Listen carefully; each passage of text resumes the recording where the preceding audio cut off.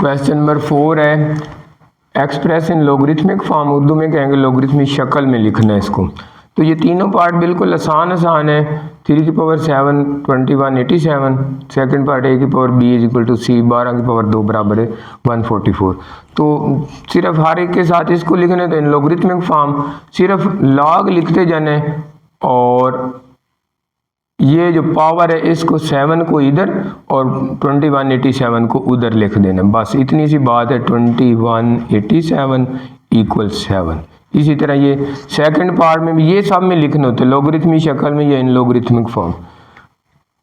Second part है तो इसका ये बन जाएगा लॉग a की पावर c हो जाएगा, c to base a equal किसके b, c की जगह चले।